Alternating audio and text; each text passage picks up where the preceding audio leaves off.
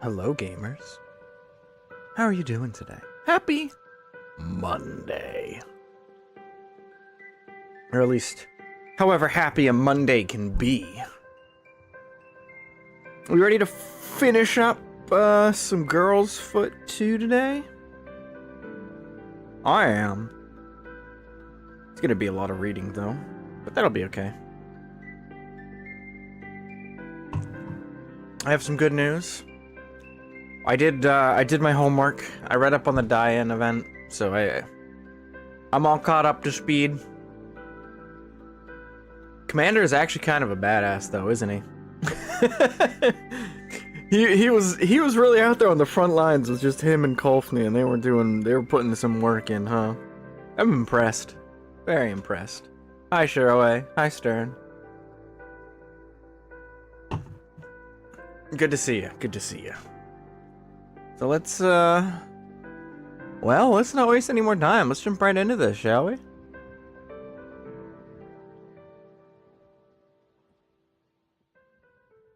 Alright. So, we have, oh, I forgot to set up the text. My bad, I didn't move it yet. Hold on, let me fix that real quick. There we go. That's much better. Anyway, let's start, shall we? Okie doke. I'm so bad at I'm a terrible cafe manager. I've done such a bad job of keeping up with this. Oh no. Hi, Wing of Shoe. Of course you'd lick the feet as soon as we start. What are you talking about? You're not making any sense over there. We're just getting into the game.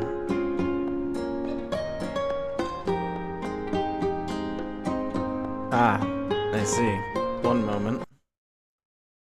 It looks like, Pog Online Poggers. Alright, well, she didn't say it there. Aha. That's what it is. I didn't turn her back on after the, I didn't turn her on after, the collab the other day, that's why. Silly me. Don't worry, I'll put that text in manually for you, so you don't have to waste any more points. Legs. There you go. Anyway. Let's continue the story, shall we? Ah. Wait a second. Wait a minute.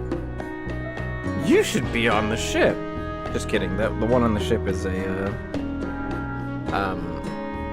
like a clone or whatever. Well, I guess we'll figure out more. Anyway. First of all, the god who made you is dead.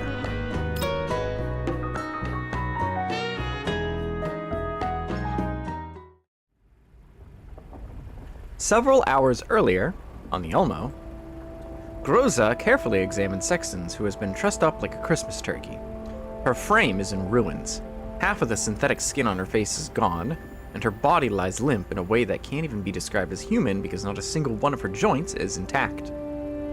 Besides her is Nemesis, who is keeping an eye on her with gun in hands. Oh dear, you won't be able to go on stage with makeup like that. Why is that the thing you're worried about, Bentley? I wish I could sock her a couple more times on her right side, that way her face would look even. Oh, you just don't get it, Crochet. Asymmetry is the latest trend now, like with stockings. I don't know a damn thing about trends, but I am a professional at beating dolls until they can't get up again. Vepley and Krolik's banter flits past Groza's neural cloud, not even leaving a ripple in its wake. Clearly, her neural we just started! I can't already be tongue twisted, oh no! Clearly, her neural cloud is fully occupied by the matter at hand and has no space to store such redundant data. Are you worried, leader? Would you like Vepley to sing you a song? Vepley knows all kinds of songs to liven up the mood. Worried about her? Just look at her. All her core components are pretty much a write-off. I think even rebooting her would be a stretch. My guess is that leader is thinking about how best to sell her off for scrap. You just don't understand others' feelings, Crochet. As an idol, Vepley has to be sensitive all the time in order to pick up the fans' feelings. Therefore, I'm sure Leader must be worried about Sextons. Want to tell Vepley about your worries? Although all of the Elmo's fighters are gathered in this repair bay, Groza's gaze Chloe might just turn Vepley into the Black-Eyed Peas. Although all of the Elmo's fighters are gathered in this repair bay, Groza's gaze has never once left Sexton's. She looks like the third-generation doll from head to toe for the nth time, and then she unconsciously frowns. While her body should not be able to pose a direct threat to us given the circumstances, it also means that we won't be able to obtain any useful information from her either. Isn't that a good thing? Sounds like you're saying her neural cloud is busted and she can't possibly threaten us anymore. Even if she does manage to crawl to her feet, there's no way she can fight with just one leg. I've seen tons of half-scrap dolls like this in the past. Rosa shakes her head. Since the commander entrusted command of the Elmo to me, I need to ensure everything on the Elmo is running smoothly before he returns. I can't return to the ops room without figuring out just what she was trying to accomplish. Groza examines Sexton's body again, but it's the same no matter how many times she attacks. In fact, some of the more damaged modules are beginning to crackle and spark. If only her neural cloud wasn't so badly damaged, we might have been able to recover her memories through safe means. But why don't I give her a kick or two? Supposedly it works for fixing broken TVs from the previous century. Percussive maintenance. I like the way you think, Krolik. Krolik rears up to do just that, but Groza stops her. Wait, Krolik, don't be rash. Her neural logs are completely destroyed and she's in a fragile state right now. If we handle this poorly and cause her neural cloud to melt down, we'll have lost our last clue. Ah, yeah, didn't that dandelion person say she analyzed Sexton's neural cloud? What did you find? I looked at the findings, but there wasn't much useful information there. Most of it was just badly damaged and incomplete fragments. That just means that her neural logs were wiped before she came here. However, it doesn't bring us any closer to figuring out why she showed up. Krolik scratches her head. She doesn't quite understand why Groza is so bothered by that matter, even though Sexton's is an enemy. She's one internal overload away from being scorched to ash, and there's no way she can achieve her aim no matter her reason for turning up here. Isn't she being too paranoid by having the Elmo camp out in the yellow zone because of something like that? You know, Leader, you should just stop thinking about such odd things. Why did I fit the word odd in there? Anyway. Who installed a stick-up Krolik's back entry USB plug? That's really funny. We could just go pick up those 404 people, then wait until the commander comes back to figure the rest out. Wouldn't that work?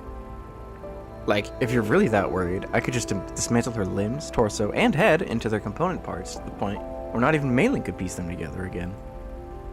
No, that's not what's bothering me. Groza does not continue.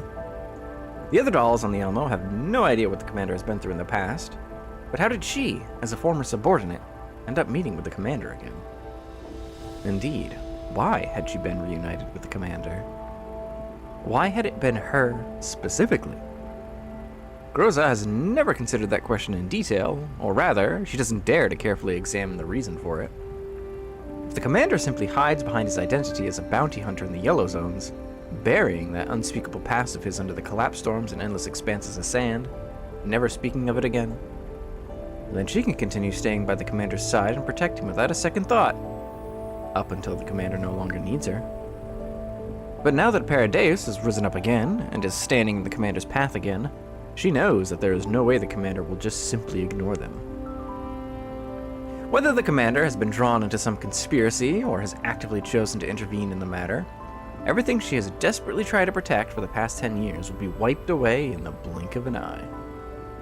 And when the time comes, she might not be able to serve as his adjutant any longer. She may even end up becoming a useless burden. Or perhaps a ticking time bomb. She doesn't even know if Sexton's presence here is because of her. Leader? Were you spacing out?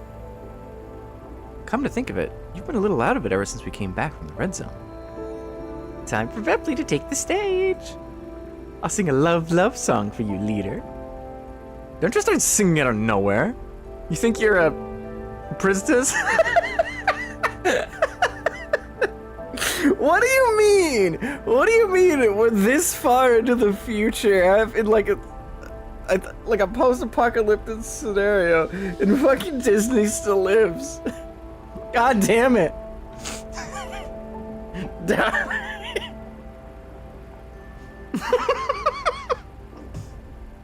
It's funny. You think you're a Disney princess or something? But if you're sad, singing is the best way to chase away your bad feelings. It's like a magic spell. That's how it always is in anime and cartoons. The big mouse owns 80% of the universe. I mean, you're not wrong. I guess I was just a little faithful, hopeful even that such a bleak future wouldn't come to pass. As the two of them go back and forth, Rosa vigorously shakes her head, like she's trying to calm herself. The most important thing right now is to take care of what's in front of her. At the very least, she needs to finish the task that the commander gave her before thinking about other things. Sorry, my neural cloud was occupied by other things just now. In any case, to ensure the safety of everyone aboard the Elmo, I need to check Sexton's first before making my decision. Krolik shrugs. She doesn't fully agree with Gross's point of view, but she trusts her leader enough not to protest any further. Once again, Groza brings up the analysis report Dandelion left behind in an attempt to learn something from it. Of course, she's read it so many times that all she can do now is try to extract even the smallest scraps of information from any place she can. Just as she's reading the report again, a footnote of a section of destroyed contents draws her attention. It was probably preserved whole because it was not an important part of the neural logs. She opens the document and reads it. Test subject notes. Model Project Development Unit has no initial personality preset. Has undergone ego growth and has currently developed an independent personality. No obvious defects detected in perceives self as overall executor of currently in charge of the transferring for quasi-full immune individual recovery. Performance is excellent compared to other products of the same cohort and possesses a psyche with human-like thought patterns.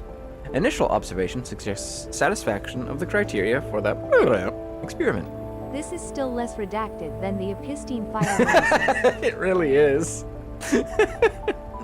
To be fair, some of the names in some of those documents are the names of, like, victims. So, like, yeah, can't blame those ones for being redacted. But it is a bad look when you look at a page and it's just all redacted. And then, of course, other details are just not even public. You know, the important stuff. It's like they only released redacted information, basically. Well, I haven't seen all of the stuff that they released yet. I don't think anyone has, because they gave them to like influencers for some reason, who have yet to make everything public. But like, I think the initial stuff that they released was mostly like, yeah, it was just basically logs and stuff with redacted info. All the safe stuff that they could publish. Terrible. Anyway, we're getting off topic. It looks like the person who handled this information was very cautious. Even a footnote like this in Sexton's base layer was thoroughly scrubbed. Even so, Groza has still gained some valuable clues from this. Satisfaction of experimental criteria? I never heard anything about third-generation dolls being test subjects. Test subjects? You mean like that Pinky? Groza has obviously noticed that. However, Helena is a quasi-fully immune individual, which means that one can still speculate on her experimental uses. However, what exactly is the objective of experiments conducted on a doll like Sexton's? Seemingly interested in Groza's discovery, Krolik tries to make sense of the message like Groza is doing, naturally. She has no idea what it's talking about. What the hell? It doesn't make any sense. Why are her brain pathways so weird? No wonder she pissed me off so much. Still, since we know there's something like this in her neural logs, there might also be other things like this in a deeper place. But under the conditions, we won't be able to analyze her. Oh, that's the wrong voice. Not that it matters, I don't really have a good Krolik voice. But under the conditions, we won't be able to analyze her further, right? Also stern. The equipment on the Elmo can't manage that level of neural cloud restoration. Actually, there is another way. We could directly connect to her level 3 base layer and obtain her neural cloud information that way. Her level 3? Leader, are you seriously going to connect your mind to someone as scary as her? Indeed. But if you get counter-hacked, I won't. Dandelion has analyzed her neural cloud. If the risk of something like that existed, she would have popped up to warn me beforehand. I don't trust that dinner plate rider one bit. Well, since the commander trusts her, and it's the only way we have to figure out why Sextons showed up here. Frolik, I'll need help from you and Vepley to enter Sextons level 2. I just uploaded a neural backup to the cloud. If anything happens, cut the connection immediately. Alright, leader. Don't force yourself if you run into anything. Don't worry, I understand. Nemesis, you're in charge of minding Sexton's frame. Nemesis nods silently. Alright, let's begin. Groza reaches out and connects the Sexton's neural cloud. Since the data in there has been wiped, she meets with no resistance when entering. A flash of pale blue light darts through Sexton's eyes. The exposed mechanical endostructure makes their opening and closing look a little scary. As a faint spark crackles at the end of a severed power cable, her eyes open again. Nemesis immediately raises her gun and goes to the highest alert level.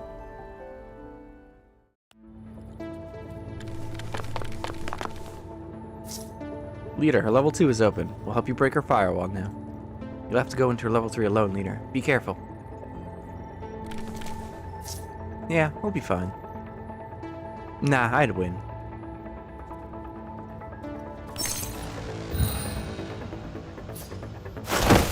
Hello! Haven't seen you in a hot minute. Alright, bye. Huh? Wait a minute. Wait a minute. What was that? What was that last part? Huh? Is this SAO where if you die in the game you die IRL? No. I don't think that happens if they get defeated in level 2 or level 3. Well, I don't think so. So this is the base layer of a 3rd gen doll. Groza continues advancing through the endless fog. The neural wipe has caused the landscapes that represent Sexton's data modules to take on bizarre, twisted forms. She tries to extract useful data, but her search remains fruitless, even after looking for a long time. Before her lies a fathomless darkness, as well as an unending void. Just as she's about to give up, she hears a voice. The voice seems to be coming from far away, muffled and even a little distorted. Who are you? Why have you come here? Are you like me? Do you have insoluble doubts too? Can you answer my questions? Your questions? Why exactly was I born? Were all my efforts destined to be futile? Was I born only to die? I don't know. Silence. I need to know more in order to resolve your confusion. Silence. Why exactly was I born? Were all my efforts destined to be futile? Was I born only to die? The question in this level 3 space fills Groza's mind. She keeps moving forward as though she's trying to escape the voice. It grows more and more distant, till it finally vanishes into the void. Is that the neural fragment she left behind? Although she can't tell where she's going, Groza has the feeling that she's headed somewhere deeper. After passing through another patch of fog, a blurry scene appears before her. It seems to be some kind of hall. Lights come on over her head, like a pair of inquisitive eyes. We did it! Made from the effort of countless humans, built from piles of gold and collapse pieces. A combination of cutting-edge next-generation technologies, the supreme expression of all autonomous dolls. An incomparably elite product. 3rd generation doll. 3rd generation doll? Is that me? The voice keeps going. Comprehensive, fast, strong? No single word can describe this product. Backed by all-encompassing data... Oh, sorry, let me try that again. Backed by an all-encompassing database and ever-shifting algorithms, she will use the world's most intelligent brain and its finest weapons to perpetually perfect herself. And in the end, she will cast off her shell and become an entity that surpasses all. There is loud and sustained applause as the voice grows distant. Hold on a second. Okay, I wasn't sure that the game audio was working for a second. My bad. Let me reread that last line. As the voice grows distant, the scene before Groza becomes clearer instead. Groza is not unfamiliar with this sensation. It is like when a doll's ego develops within its neural cloud, like a seed germinating within its level 3 base layer, feeling around with its sensory modules for nutrients, breaking through the data flows of level 2 before blossoming into the metallic skeleton, muscle fiber bundles, superconductive organs, and the resin skin of level 1. She has almost forgotten this feeling, but now she is slowly recalling it. That's right, I am. An entity that will surpass all. I will become the strongest doll. No, not just a doll. I will become a new form of life that is as close to humanity as one can be. No, I will surpass humanity itself. Groza silently listens to Sexton's voice as it becomes clearer and clearer. Something seems to be growing in the void. Crystalline substance that reflects a faint light finally comes to a halt in front of Groza. She tries to grab it, but it shatters instead before quickly reforming. The scene before her changes to a lavish office. Velvet curtains hang from the ceiling and spill onto the ground before a set of full-height windows. Sexton emerges from the shadows and stops in front of the curtains, bathing in the sunlight that shines into this room and looking down on the city beneath her. Behind her, the sound of footsteps approaches and a low voice speaks. It seems to belong to someone else, yet it also seems to be Sexton's own voice. The god who made you is dead. His spirit shall be reborn in your body. You shall become an avatar of truth and morality, creating the standards of power and values. You will own all, control all. Unbound by rules, you shall become the greatest being in the world. You will gain absolute freedom and look down upon all existence. You will endure the purest of pain, and from your suffering shall be forged the most unbending will. You will bear the seeds of infinite possibility and become a grail that can carry worlds. Sexton slowly turns and raises an arm, bowing before that form in the void in her usual way. As you wish, Your Excellency. The room vanishes into nothingness. The object hovering before her gradually takes form. Like a ball of light, it connects to the entire void. Is it a holy grail? It sure sounds like it. Groza doesn't know how to describe it. There seems to have been something like this in her own base layer, but it was nowhere as clear and bright as what she's seeing now. Then the light scatters the void and illuminates everything. I did it. I've finally become the most perfect life form in the world. I can transcend the shackles of consciousness, the limitations of intelligence, even time itself. I can surpass all those chains that once bound humanity. No, not yet. This is not enough. Rosa suddenly feels a stabbing pain in her brain. No, dolls shouldn't feel pain, so what is this? No, don't. Aye! Why? Why am I feeling pain? Why? What are you doing to me? I told you, right? You will endure the purest of pain. Stop. Stop it. You can't do this to me.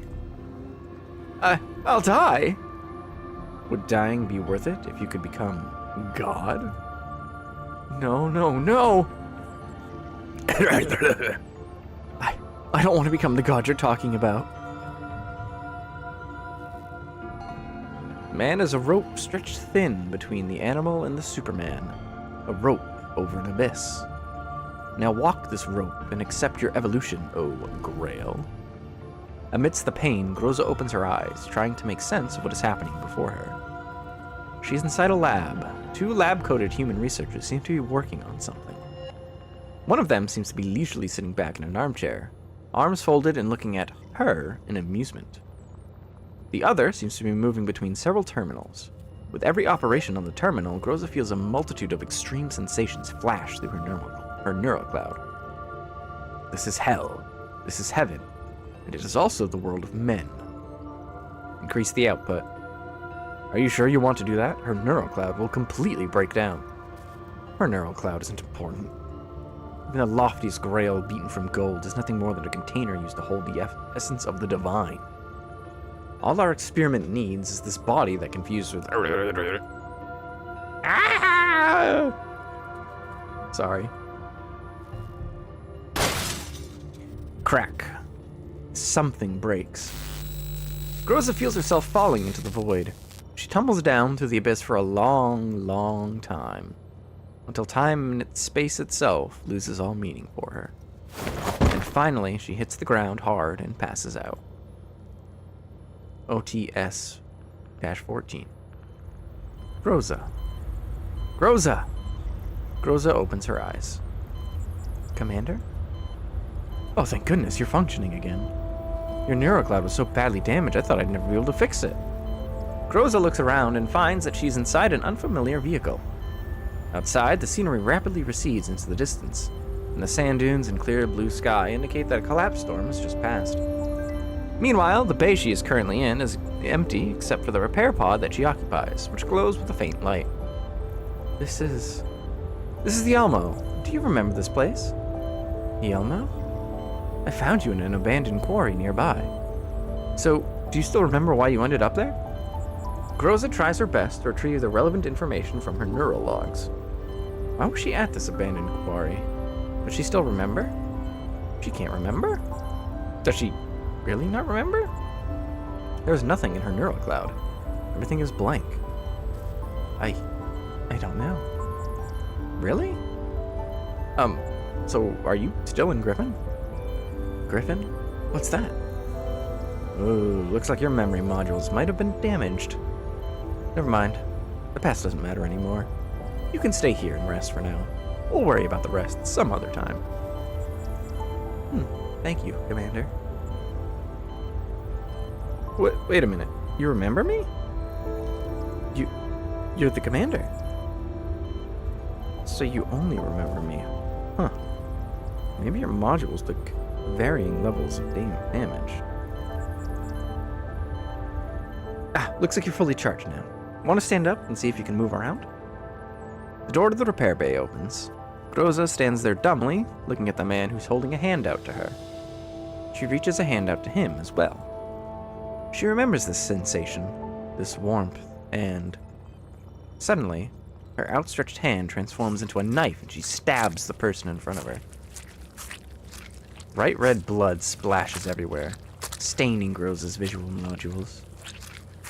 No, no, no! No! Commander! Crackle, crackle. Snap. Leader. Leader! Groza opens her eyes. She is dazed for a moment. When she comes to her senses, she realizes that she's lying on the floor of the Elmo's deck. In the same repair bay as before, but compared to her dream, there are many more machines here and many more familiar faces. One of them in particular is gazing at her with dewy eyes. Mailing? Leader, thank goodness. You're okay. I thought you'd never wake up. Mailing looks like she's been barely managing to hold back her tears. Looking around, Groza realizes that the other members of the Elmo look the same way. What happened? Leader, your frame functions went abnormal just now, and your neurocloud response was highly aberrant. So I had to forcibly cut the connection. Are you feeling all right? I just activated the repair pod. If you don't feel well, I can help make some last-minute adjustments for you. I'm okay. Are you really all right? You look kind of weak right now. You've been really tired lately. And then the commander... No, it's all right. Groza immediately feels how awkward the words sound as she says them. She looks at Mailing's face. The latter seems shocked. I'm sorry. I'm a little... It's all my fault. If only I'd stopped you in time. It's my fault for not protecting you, leader. It's okay, I'm okay now. Groza pulls herself together and sits up. Beside her, Sexton's looks just like how she did before Groza entered her neural cloud, except several of the thin cables connecting some of the parts seem even more scorched now. Did she make any funny moves when I was connected to her level 3? Nemesis shakes her head. Good. Groza rubs the access port on the back of her head. Right after that, she realizes something. Oh yes, mailing, about the commander. How are the commander and the others doing now? I just received a call from the satellite city. A shopkeeper called Springfield said that she was lodging the commander for the time being and told us not to worry. Springfield. Miss Dandelion said that they ran in a bit of trouble, but it was still manageable. I see. Well, if the doll the commander trusts says so, we should organize our findings for now. Groza carefully organizes her thoughts. As she goes through her memories, she describes what she encountered in Sexton's level 3 to Mailing and the others. Naturally, she omits the dream she had. So that means her neural cloud was melted down during the fusion experiment? It seems this experiment was data protected, so I couldn't learn its name. I mean, I already knew she had a big head, but I didn't expect her to actually think she could become a so-called god. Honestly, it's no surprise that she ended up that way. God, already fallen. Yeah, I think everyone could understand that. Finally, Nemi's lyrics aren't so obscure anymore. While Vepley still doesn't quite get them, it's a good start. In any case, I'm sure Sexton's is hiding many more secrets. We'll guard this place in shifts until the commander comes back. We mustn't allow anything to happen to this frame. You should get some rest and let Vepley handle the first shift. Vepley's good at being the opening act and becoming the focus of everyone's attention. Thank you. Malin, give me an update on 404's latest position. We'll meet up with them ASAP. This way we won't have to split our attention between them and Sexton's. Yep, I just got a message from Lena. Lena! It has 404's most recent location.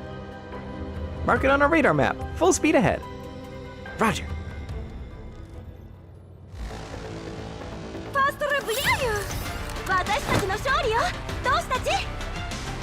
Good job, team. You really beat the crap out of that doll that already defeated doll Sextons.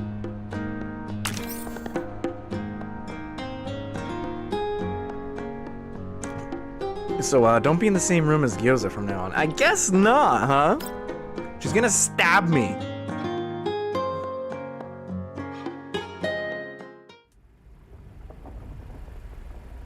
The Elmo advances steadily with Mailing at the helm. Long period of staring at the unchanging scenery is starting to take its toll on her stamina. Mailing yawns and switches on the Elmo's cruise control. Things are going so well, I'm getting a little bit bored. Shh, don't jinx. Yeah, right, Krolik? Mailing hurriedly covers her mouth and looks around. There are no enemies or elids in sight. Not even collapsed particle clouds that usually fill the sky. The only thing visible is the sand carried by the howling wind crashing against the Elmo's windows. Still, it's quiet. Too quiet. Almost quiet enough that I need to bank stern for that one. Leader, don't you think something's wrong? Groza is standing by the Elmo's hatch, intently watching the unchanging scenery. Normally speaking, dolls do not get bored, and for Groza, she can easily deal with that by running simulations in her neural cloud. Yet, she's not doing so.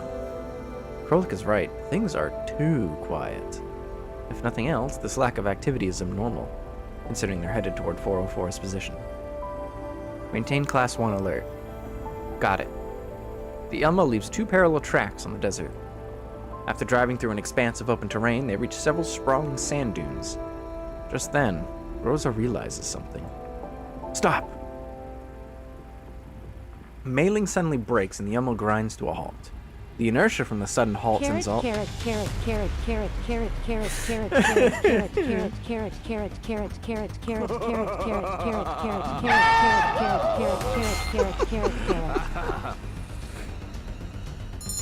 guys, did you know that in terms of human companionship, Flareon is just threw the objectively the most book at lovable me. Pokemon? Oh my word. While their maximum It's fine. I needed temperature is likely too much for a most, speaking they are break. capable of controlling it, so they can set themselves to the perfect temperature for you. Along with that, they have a lot of fluff, making them undeniably incredibly soft to touch. But that's not all, they have a very respectable special defense stat of 110, which means that they are likely very calm and resistant to emotional damage because of this. If you have a bad day, you can vent to it while hugging it, and it won't mind. It can make itself even more endearing. It's not so with quiet moves like anymore. charm You're not and wrong. baby doll You're eyes. not wrong. Ensuring Still, that I'm you gonna have never to have beat a you for that. prolonged bout of depression ever again. Thank you, Flareon. Mei Ling suddenly breaks and the Elmo grinds to a halt. The inertia from the sudden halt sends all manners of items flying to the ground, and the air fills with the sounds of glasses breaking and metallic objects falling. Leader, what happened? There might be an ambush up ahead. Mei Ling, turn our sensors up to maximum power and begin scanning our surroundings for heat sources. Roger. Mei Ling does as Groza commands and maxes out the sensor output. However, before a single IR image can appear on the display, an IFV appears from behind a sand dune.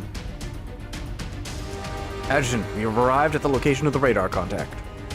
Is this the Elmo? The broker's intel was right. He really is here.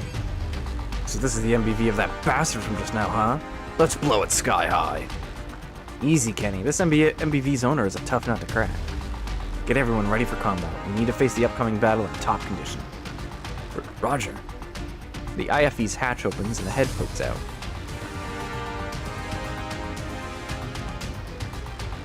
Lentine takes off her helmet and a shock of red hair spills out as she leans against the IFV's roof. All Rhino units lock onto the target and surround it. 12 IFVs emerge from behind the dunes, racing towards the Elmo's position. Rhinos 4, 6, and 12 circle around from behind the dunes, flank them and cut off their escape. Rhino 7, engage ECM and protect the flanking team's advance. All of the Rhino units raise your Tau missiles. Engage once the flanking raid team forces the MBV into your kill zone. Yes, ma'am. The IFVs quickly split up and race toward their designated positions. After giving her troopers their orders, Lentine folds her arms and stands on the roof of her vehicle, narrowing her eyes as she looks at the Elmo in the distance. Even if you have a few elite dolls, I doubt you'll be able to hold off a wolf pack attack delivering such heavy firepower, right? Well, that's where you're wrong. The Elmo responds quickly and rapidly selects the ideal route for disengagement. While they do not drive into the kill box set up by the ambushers, the left side flankers move to cut off the Elmo's escape route. This forces the Elmo to change course to avoid the larboard convoy's attack. However, upon changing course, the IFV convoy on the other side that has been lying in wait comes into view. The Elmo's driver notices this and once again makes an emergency turn. Unfortunately, the ambushing IFVs are ready to launch their anti-tank missiles. Fire! Whoosh, whoosh, whoosh. The missiles streak out of their tubes, tracing a series of trajectories through the air before exploding around the Elmo. While the Elmo's vehicular force field has deflected those attacks, its shielding cannot withstand a sustained barrage at this level. If the Elmo takes a few more missiles like this, it will probably be dead in the sand soon enough. There's too many of them. Leader, what should we do? They've cut us off. Groza studies the densely packed contacts on the radar display. Due to active jamming targeting the Elmo sensors, it cannot display the precise location of each IFV, forcing them to determine the enemy position with their eyes. Calm down. Mei Ling, switch the Elmo to defense mode. We'll observe the enemy's movements. Okay. Nemesis, in position. Mei Ling does as Groza orders as she works on the control terminal. The armored shutters slowly slide down over the Elmo's windows, turning it into an impenetrable steel fortress. However, the running gears are also affected by the armor protection, and the Elmo's speed visibly drops as a result. Nemesis has already climbed up to the roof landing pad and taken up position facing the enemy attack. She has already taken down several long-range missiles with accurate fire. The ambush detachment fires their missiles again, and Nemesis shoots them down again. There are just too many for her to respond to, and 2 missiles manage to hit the Elmo. They fire a volley once again, and after Nemesis shoots most of them down, there's one left over which hits the Elmo. Then, as though they have already tested the Elmo's ability to withstand their attacks, the enemy does not continue the offensive. While the radar cannot accurately pinpoint their location, Groza can still use the thermal imaging from the external cameras to tell that several IFVs are slowly circling the Elmo from different directions. Although the Elmo can probably fight for a while with these IFVs, they have a mission to rescue Hyde 404, which means they have no time to waste on the opposition. In addition, they still don't know the enemy's objective and whether they've got reinforcements in. Nemesis, see if you can keep them from approaching. Nemesis nods and begins taking shots at the IFBs. Like drizzling rain, covering the tracks of the wayfarers. Not good. Her bullets can't penetrate the IFB's armor, and the enemy doesn't seem to want to step out of their vehicles either. Say, you think they're trying to board the Elmo? It's definitely possible. As she gathers information, Groza is simulating ways to break the stalemate in her neural cloud. Since they've taken precautions against the Elmo sniper, it means they must be familiar with the Elmo's personnel deployment. At the very least, they know that they have the sniper Nemesis on board. Also, mobilizing all these IFBs indicates that they know how the Elmo can switch between offense and defense modes. An MBV like the Elmo is not a common sight in the Yellow Zone, but they seem more familiar with them. Clearly, they've done their homework before coming here, at the very least. They've gathered plenty of information related to the Elmo. Could it be that the enemy leader is connected to the commander? If that's the case, this might not be a situation she can resolve by herself. Can't be helped. Everyone, man your positions. I'm contacting the commander. Groza keys her ear mic and sends a transmission on the special channel reserved for emergency communications. The ringtone plays for several seconds before a voice answers.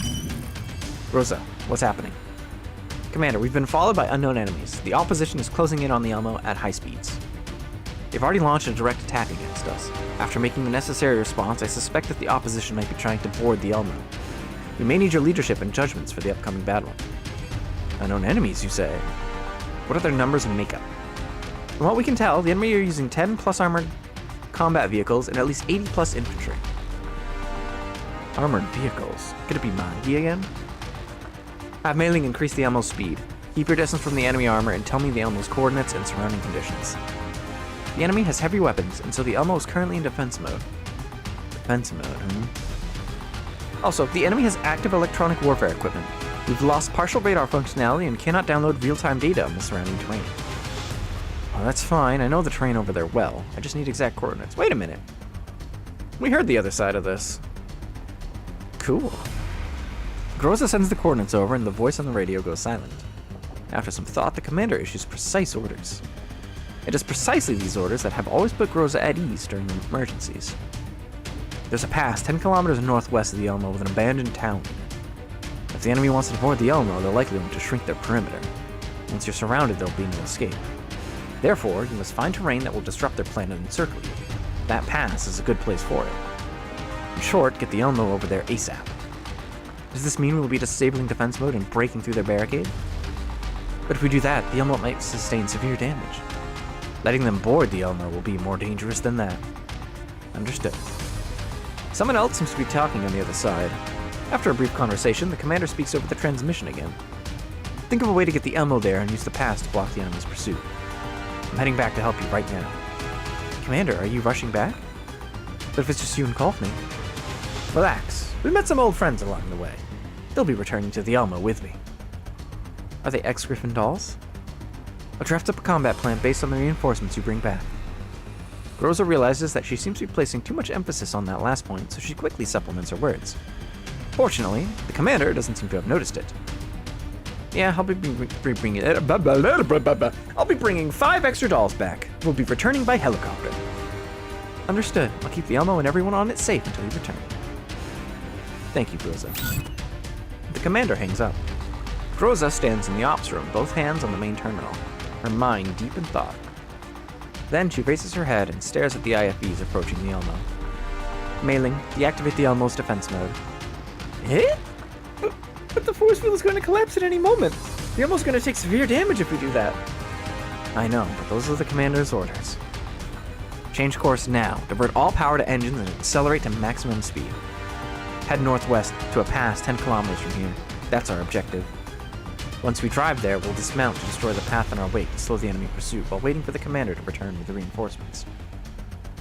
We'll do. We'll give it a try. The Elmo's defense mode deactivated, the sounds of machine gun fire, grenades, and cannon blasts wash over the Elmo.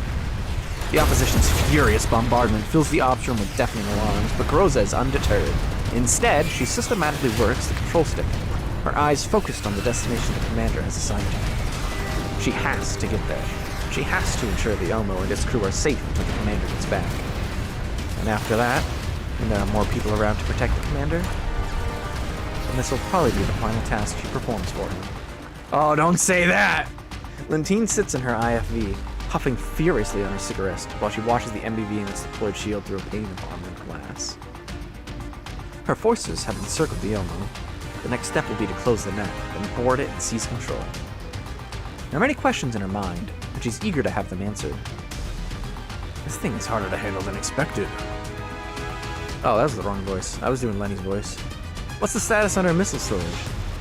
We have 24 more shots. That's enough. Have the Rhino cease fire for now. Use them all up when we launch our all-out assault. Adjutant, shouldn't we call our people back before trying to board that MBV?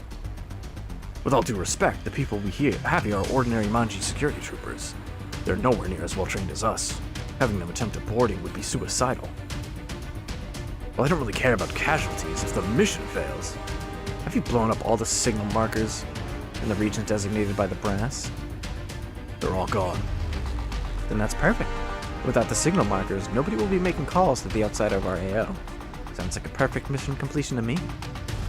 Also, we have drone surveillance for this mission. Even if someone wants to cut in, we'll have enough time to hunt them down later. Plus, it's not like I'm actually going to let those rookies fight those crazy dolls in close combat. Our objective is to just make that vehicle's commander think we're going to board them. Have our people stand by and wait for further orders. Kenny is clearly used to Lentine's habits and doesn't probe further. The assaulting IFVs draw closer to the Elmo while Lentine keeps her eyes focused on the screen, as though she's waiting for something. The charging rhinos are now 1 kilometer away from the enemy. Still no response? Lentine anxiously studies the positions of her IFVs in the Elmo, leaving deep teeth prints on her cigarette. Adjutant, the enemy MBV is on the move. The MBV seems to have realized that they can't just keep taking a pounding like this. A moment later, the Elmo's drive systems reveal themselves as the defense mode armor plating rises and retracts into storage. Although the mode switch takes less than a minute, it's enough for Manji's security forces to launch a vicious attack. At last. Kenny, have the Rhinos launch all remaining missiles now. Explosions rock the MBV as Lentine's order is executed. Although the MBV's dolls do their best to intercept the incoming projectiles, the saturation missile strike overwhelms the MBV's shielding and scores direct hits on the superstructure. The unarmored parts of the deck are instantly potholed, and high-strength polycarbonate windows begin to crack. By the time the dust clears, the MBV has barely managed to finish its mode change. The MBV, before the Manji security forces, drags its pockmarked shell along and turns with unexpected speed, rushing toward an opening that the PMC forces couldn't seal off in time. Very decisive. There's nobody else who would make that choice. Rhino 4, have your forces concentrate fire on the MBV's undercarriage. Several autocannons roar as they blast away at the Elmo's running gears. While each individual shell is not too devastating, the sustained barrage deals tremendous damage to the hulking MBV. However, the Elmo seems intent on breaking out of the encirclement and ignores the attack from the IFVs around it, driving into the face of the shells raining down on it towards some unknown destination. Behind it, the Manji security forces are in hot pursuit. The multiple hits on the running gears by the autocannons cause load-bearing wheels to fall from their mountings. As a result, the Elmo shakes violently as it travels at high speed. However, the driver's technique means the MBV stabilizes itself as it limps out of the Manji security blockade. Yes, carefully thought out and determined. Lentine studies the direction where the Elmo is headed, and then at a topographical map of the region. After zooming out repeatedly, she sees an abandoned town to the northwest. The MBV's broken out of the encirclement. They're picking up speed and our IFVs can't catch up with them. That's fine. You think they can escape now that we know where they're headed? Where are they going, anyway? Here. Lentine points to the screen, indicating to the town with her cigarette, then pats Kenny on the shoulder. This is the only place that will let them escape our encirclement. I want to praise them for finding a way out so soon. Wait, isn't that... The coordinates of the town in question has an omen icon on it. Have our ambush forces prepare for battle. Our guests are coming. Lentine puts out her cigarette, takes hold of the cannon's hand station again, then orders the driver to prepare to move out. Why is it mostly redheads who are sadistic SMH? Right? Never trust a redhead. I mean... No. It's not all redheads. Right? Having red hair doesn't mean you're sadistic. Right? I'm telling you that to Hayami. No way! Can't even withstand an assault like this. All he can do is flee miserably under the absolute superiority of his enemy's firepower, unable to protect the things he wants to defend. This is the price of abandoning everything and leaving the game. It's truly unsightly. As expected, she made the right choice back then. That thought runs through Lentine's head as she watches the sand dunes vanish into the distance behind her. Everything is going as she planned. Now that she has set up an ambush that is so overwhelmingly favors her, how long will that man be able to continue struggling? Ooh, Hayami is sadistic, but she's not a. She fails at being a good sadist. Damn, that's brutal. Leader, we're almost at the pass. What? I think they meant post. Everyone get ready for battle. Mailing, how's the Elmo? Not good. The substructure's been badly damaged and the engine's severely overheated from all the high-speed travel just now. Our top speed now is only 15 miles an hour.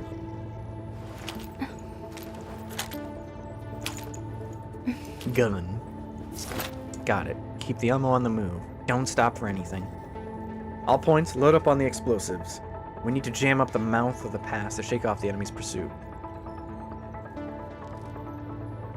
The road behind the Elmo is the only thing wide enough to accommodate it. I saw a couple of unstable-looking buildings on either side of it. We're going to plant charges on their load-bearing columns. Leader, enemies in black are surrounding us. They see through us? Change of plan. Eliminate the enemies near the Elmo. Krolik, try to figure out their numbers and positions of the enemy. Remember, don't let them tie you up. Okay. Nemesis, I'll send a topographical map of this area to you. Get to the high ground and fire at will. Thunder, rumbling in all directions. Vepley, you're in charge of distracting the enemy forces on the ground. Give Krolik and Nemesis a chance to break their formation. No problem. These... Why do you... Why are you voiced? That's a great distraction. She's the only one voiced. I'll plant the charges and keep the enemy from catching up to us. Mailing, tell the commander that the enemy's caught up to us and to beware of an enemy attack on the way back. But I haven't been able to get through since just now. Keep trying to contact the commander until you get through. Okay. I'll keep up the hails. Right, that's our plan then. Everyone, let's go.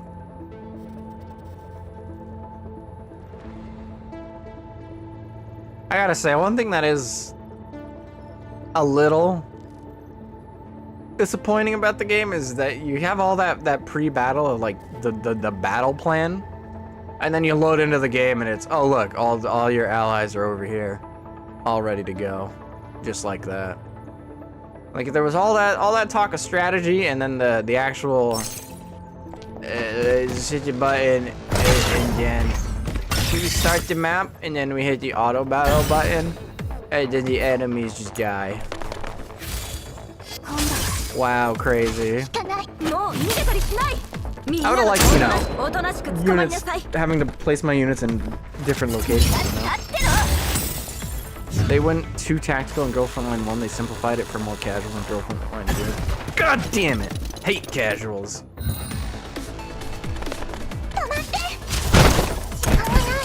Frickin' normies.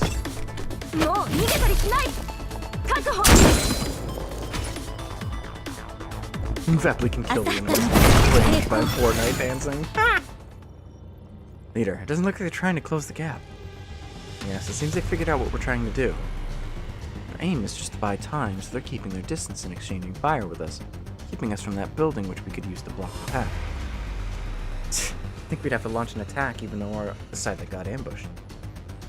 Hey, Shorty, we worked pretty well back there. Want to team up again? You need Vepley to shine brighter? You must hate yourself, Nori. What do you mean? I could handle it. I'm gonna go install Girls Frontline 1 right now. Yeah. Take that.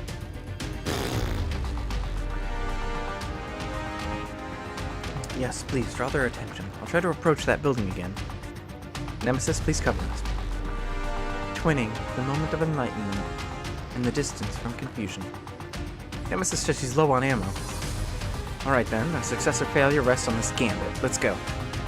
Time for Vepley's special effect. Smoke screens. Vepley pulls out a smoke grenade and throws it in the opposite direction of her cover.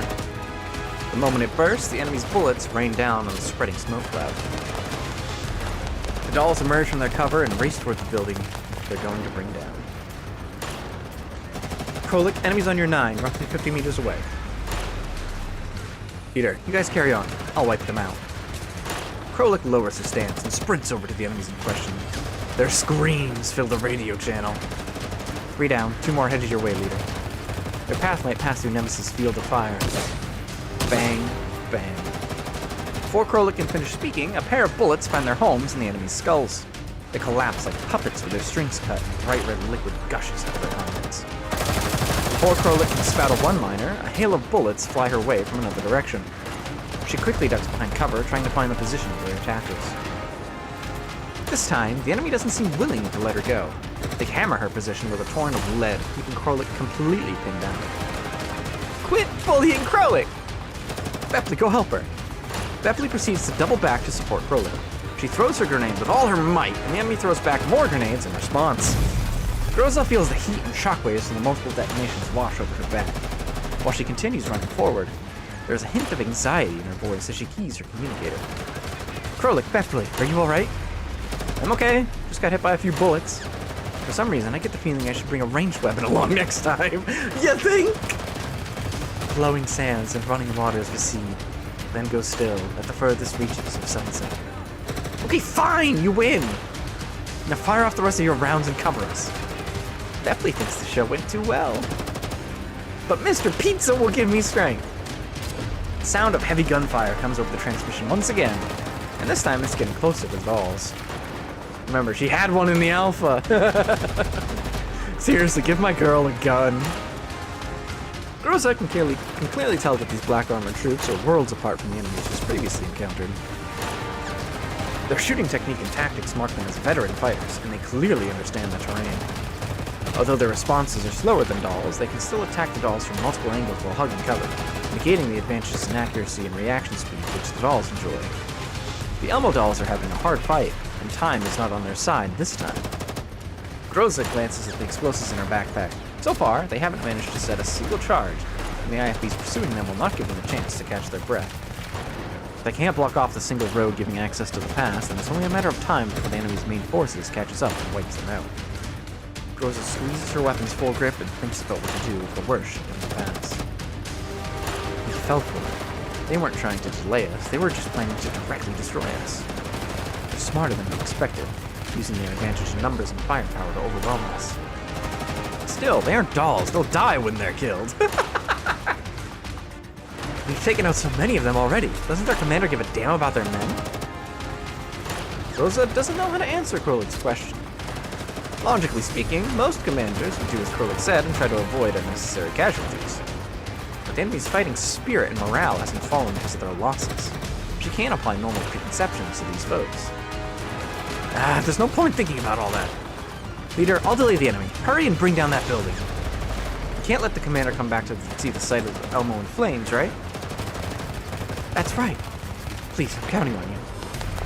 Rosa ducks into the target building and then packs enough explosives to bring this building down several times over before wiring them up with detonators and setting up the initiation sequence. However, the sound of IFV engines come from nearby. Rosa looks up and her hands stop moving as she sees the scene before her. The IFVs that have been engaging the Elmo just now are heading down the road, going straight for the Elmo. Rosa's heart fills with despair she's never felt before as the unending stream of IFVs rumble in. No matter how fast she works, there's no way she can finish planting all the explosives on all of the buildings lived during columns before the convoy passes by. Time seems to slow to a crawl, and in Rosa's eyes, everything outside takes place in slow motion. In an instant, she remembers many things. Her life after parting ways with the commander, the scene of her reunion with him, the first time she downloaded her neural backup, and of this frame, that strange feeling from back then. She clearly promised the commander that she would protect everyone on the island. No, she can't give up yet. She needs to complete her mission. And besides, she still has her last resort. Rosa lays the explosives on the ground and quickly reconnects them before loading them onto her back. The circuit ends and at a detonator whose time delay has been... Oh god! No. Rosa takes it in hand, discards her weapon, and jumps out in front of the first IFV. The driver reacts quickly. Its autocannon and its coaxial machine gun immediately begin tracking her movement. The doll's dexterity and rapid reflexes allow her to easily avoid the attack. Immediately following, she throws herself into a slide to go under the IFV. Krolik, take charge in my place from now on. Bring everyone back to the Elmo immediately. Upon hearing Groza's word, Krolik's reply over the radio sounds frantic. Leader, what are you doing? I will keep the enemy vehicles from approaching the Elmo. Everything seems to be happening in slow motion. As she watches bullets kick up puffs of sand and dust around her, she suddenly feels a strange sense of liberation. Neural upload synchronization command selection. Disable? Warning, this command entails a high degree of risk. Please reconfirm the disable order. Leader, talk to me. What are you doing? You can't. Not again. Confirm.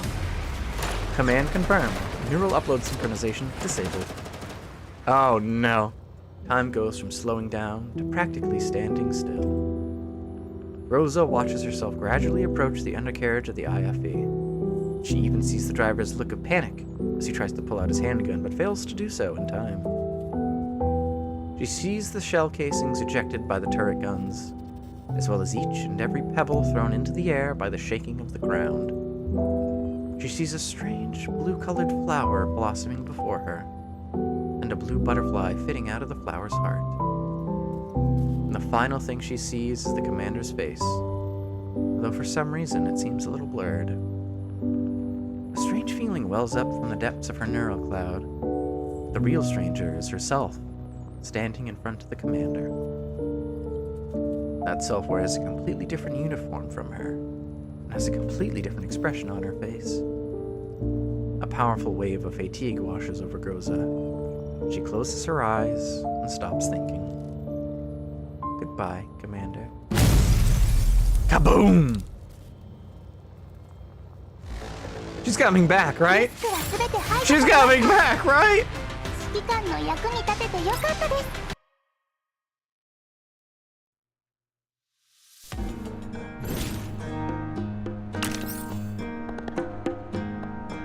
Maybe. She should still have a neural backup on the Elmo anyway, so as long as the Elmo survives, she should be fine. She just won't have her memories of what from whenever the last backup was, because she canceled it. As the helicopter races through the jet black sky, it slowly descends and emerges from the cloud cover that prevents others from noticing it. I can't help but worry as I look at my reflection in the window and back at the terminal in front of me. The terminal displays a connection lost icon. I sigh, then try to re-establish the communications link. Groza, do you read me? Come in, Elmo. However, the only thing I hear from my earpiece is the hissing of static. I've been trying to contact them throughout the entire flight, but I haven't been able to get through so far. I clench my fist and glance unhappily at the hovering dinner plate. Didn't you say you could maintain comms with the Elmo no matter the distance? That would require the local signal markers to be intact. As the nearby signal markers have all been destroyed, Considering the scale of the enemy attack Rosa mentioned, that's definitely a possibility. It also means the opposition prepare their ambush well. While they're going up against the Elmo, I can't underestimate the reaction speed of these black-armored Manji security troopers. I look out the window, at the ground below. The pass I told the Elmo to head toward is right below us. I head over to the cockpit, where Sharkery and Centurici are sitting in the pilot and co-pilot seats. Sharkery, descend to 200 meters and then maintain altitude. Okay. Have the helicopter's rocket pods been reloaded? Topped up and ready to go. Good. Centurici, when we fly above the pass, try to use the vehicle radio to establish comms at short range. Commander, the enemy might discover us if we use the radio. It's alright, they won't be able to respond. The helicopter soars through the air above the pass, and I can see quite a number of ant-like vehicles swarming the entrance. There are intermittent flashes of light in the settlement at the mouth of the pass. There are people exchanging fire there, and it's plain to see that our people are among them. Looking further into the distance, I see the MBV crawling along as it trails a huge plume of black smoke. It's traveling slowly, but it's already drawn away from the firefight. Centaureese turns on the radio, and I begin hailing it. Soon, I hear Mei Ling's voice amidst the noise.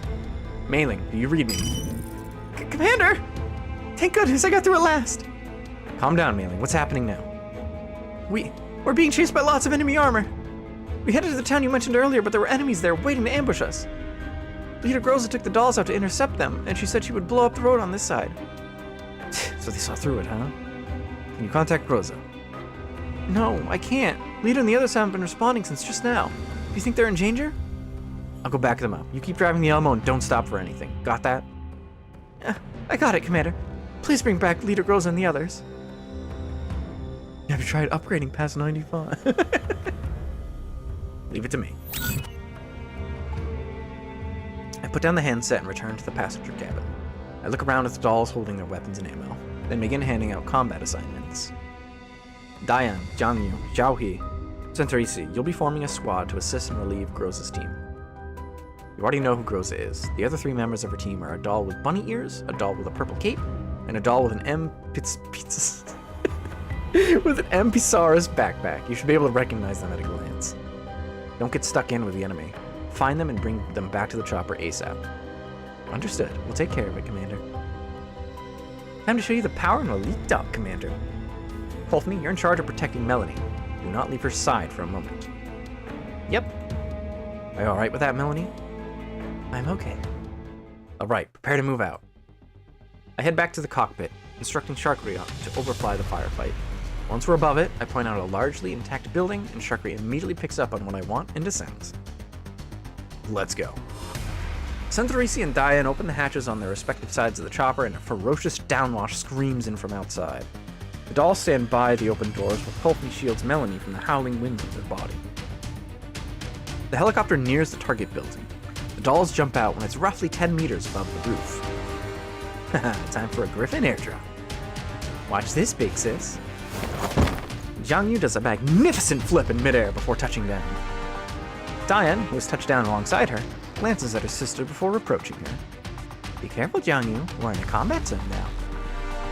But that's what I want. It feels just like old times. So this is what you used to do. No wonder you're always so restless. Why, you jelly? Ladies of Monsoon, let's head out.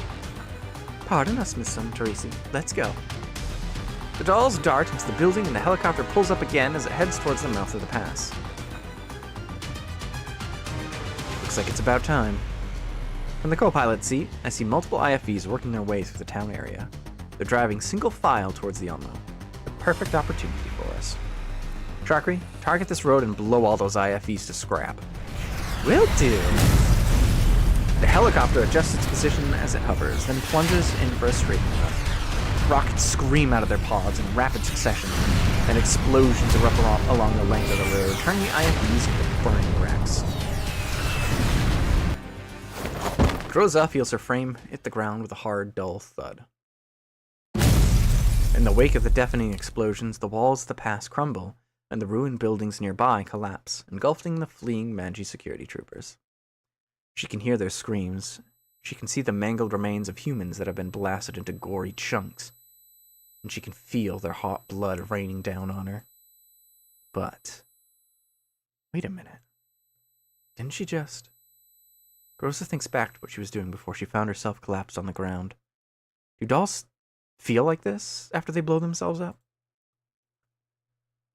Doesn't seem any different from normal. She recalled a time when scientific advancement in this world was still limited, and humans believed that after death, they would become something called ghosts, entities left behind after one's death. Then, is she some kind of data ghost now? Groza lies motionless, trying to clear her head. In her recollection, she was preparing to press the button on her detonator, but then the IFV before her suddenly exploded, and the massive shockwave sent her flying. Groza looks down at her right hand. The detonator is still there, but she did not press it. Then what was that explosion just now? Before she can think about it, the sounds of more gunfire and explosions come from the other side of the rubble. Kaboom! Looks like the opposition hasn't given up yet. They're trying to blast a hole in the debris and fallen rock blocking the path so the troops outside can get inside and continue fighting. Once again, there was another deafening explosion. Rocks and debris fly everywhere, and the blocked passage shows signs of clearing. Another one, and kaboom! The rubble blocking the path is completely blown away. She can hear Manji's security troopers approaching, so close that she can see their gray helmets through the breach. Is this the end? No, not yet. Bullets suddenly fly past her, accurately striking the Manji troopers in the head. Shocked, Rosa looks back and sees the dolls rushing out of the smoke and running to her side.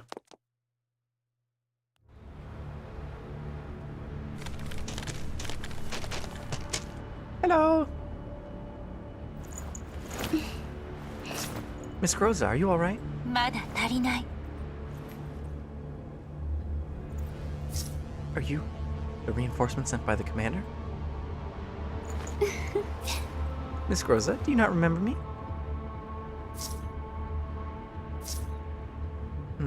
Yes, I am. Master sent me to help you withdraw. Where are the other dolls? They're behind me, fighting in the streets. They're engaged with the enemy. They need backup. Understood. Miss Diane, please take Monsoon Squad and reinforce the other dolls. I'll help evacuate Miss Groza. Understood. We'll leave this things on this side of you. Please stay still, Miss Groza. You sustained a severe damage to your frame. I'll drag you out of there. Nemesis, what happened to your cover fire? She's out of it. Departure, lost and hidden friends. Translation, she's out of ammo. What do you mean ran out of ammo? And now of all times. Get it together already. If she's out of ammo, she's out of ammo. Are the dolls approaching us from over there? They're fast. Are they enemies? Don't shoot, we're friendlies. Are you dolls from the Elmo? Yes, we are. We're from Monsoon Squad. The commander sent us to back you up. We'll be covering your withdrawal. So the commander sent you, but the leader's still out there. Our teammate will bring her back. Let's take care of the enemies in front of us first, shall we? Sounds great. Time to give those bastards a spanking. God, I wish that were me. I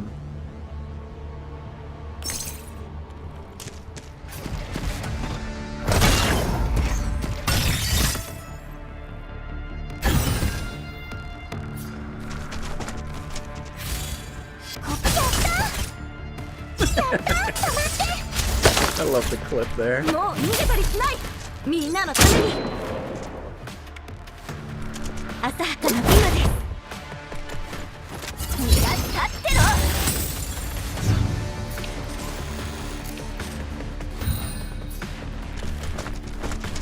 準備万端。もう You could have just shot that thing. 確保。 Thank you. The red-haired woman anxiously studies the messages on the screen, not even realizing that her cigarette has almost burned itself out. Half of the IFVs she sent into the town may have been destroyed. The other half have been wedged outside by fallen rocks and rubble. Meanwhile, there is a ceaseless stream of casualty reports from her Omen forces. Just now, the dolls that jumped out of that helicopter had completely eliminated any chance she had of wiping out those encircled dolls. That helicopter had shown up with incredible timing and practically destroyed her entire deployment in an instant. Could it be that the fleeing MBV had only been a decoy? Was she the one being ambushed all along? That'd be really funny, but no. The confidence she had started with crumbles in an instant. Lentine can't help but wonder if there's a bigger trap waiting for her behind all this. Any other person would probably not be able to do it, but she can't even begin to imagine what kind of strategies that man who came back from Frankfurt can employ. Lentine's underestimation of him has already cost her dearly, and right now she knows that her only choice is no choice at all. Contact all squads. Have them begin withdrawing. Load up the dead and wounded where possible and return to our muster point. But Adjutant, we can still fight. We still have those dolls surrounded. And what if they have more dolls lying in wait for us? But we still have a perimeter lockdown mission ahead of us. We can't lose any more men. Bring everyone back now. Yes, ma'am. Damn it. Kenny angrily punches his seat before leaving the IFB. He doesn't look back. It is only now that Lentine notices the burning pain at her fingertips. She clicks her tongue and drops the cigarette butt. Its lingering heat scorches a black-edged circle on the intelligence report lying on the floor of the vehicle. Lentine picks it up, preparing to throw the pages that made her lose so much out of the vehicle. However, her hand stops halfway, and Lentine instead throws the report back on the ground. There was a strange feeling in her heart. It's been there for a full 10 years, appearing in her dreams, showing up whenever she doubted herself, forcing her to find all kinds of excuses for her actions in order to get it under control. As it is, she can no longer hold it back. The feeling that utterly denies all the choices she has made, an emotion that completely crushes her soul in the dirt. How is it that he can still beat me, even after falling so far? Why would he give up on everything, even when he's this capable? Makes no sense. She has to ask him and find the answer to that question. Lentine grabs her gun and stands up, throwing open the IFV's hatch. She clenches her fist, driving her nail so deeply into her palm that blood begins welling up and dripping from her hand. Things shouldn't be this way. Why do you guys talk about me when I'm not here? To be fair, I didn't start it. It wasn't me. It was them. It was all their fault. Blame them. I did nothing. Khajiit innocent of this crime. Come on, load up. Monsoon Squad brings the Elmo dolls to the roof of a nearby building. As the helicopter slowly touches down, I open the hatch so the dolls can rush inside. Diane and the others bring Krolik. Vaply and Nemesis with them into the helicopter, which makes the passenger compartment feel a little cramped. Zhaohui and Jiangyu reflexively take up positions on the edges of the cabin, guns raised and scanning their surroundings. Commander, where did you get all these people from? They're old friends. Where's Groza? Miss Santorisi said she was helping to evacuate Groza. I look down, but there's no sign of them. I pick up the handset and hail Santorisi. Santorisi, where are you two? Master, Miss Groza is badly hurt. The enemy caught up to us and we're trying to hold them off. Find a way to indicate your location. Got it. I hear a magazine change over the transmission. Shortly afterwards, I see a stream of tracer rounds hurtle into the sky. I immediately point in that direction and order Sharkry to dust off. Once we reach the area above the tracers, I can clearly make out Santorisa and Groza fighting off the enemy from behind cover. Jiangyu and Zhuaoli immediately break the enemy support weapons with gunshots, and the suppressive fire from the distance eases off. Santorisi looks up at the helicopter and takes advantage of the lull in the shooting to grab Groza and head to the nearest roof. Ooh-ah! A pair of missiles fly toward the helicopter, but fortunately Sharkry has been slowly orbiting the site and dodges them. Diane moves up the doorway and joins the other dolls in suppressing the source of those rockets. Meanwhile, I get Sharkry to rapidly descend and get as close to the building's edge as possible. Just as the helicopter levels out, Santorisi appears on the roof, carrying Groza. She widens her steps and picks up speed, jumping off of the roof with Groza. The two of them slam into the helicopter like a cannonball. Fortunately, the other dolls help them soften the impact. Diane helps Santorisi lay Groza on the cabin floor, while Jiangyu immediately closes the hatch. Seeing that everyone is aboard, Sharkry immediately climbs into the air, beating a hasty retreat while being pursued by more rockets. Woo! The helicopter flies toward the Elmo. Fortunately, the roof landing pad isn't too badly damaged. Sharkry lands the chopper on the Elmo. The dolls dismount, waiting for further instructions. I look into the distance. The Elmo is clear of that ruined town, and the enemy shows no intention of continuing the pursuit. I sigh in relief, then turn my attention back to the dolls. Groza's frame is riddled with shrapnel. Krolik and Nemesis are carefully unloading her from the helicopter. Groza, are you alright? I'm fine. I'm sorry. I almost failed to complete my mission. It was my fault for coming back late. Just don't speak. You need repairs. Groza nods and closes her eyes. I hear the chime of the hangar elevator nearby, and Mei Ling rushes out as the door opens. Commander! Leader, are you okay?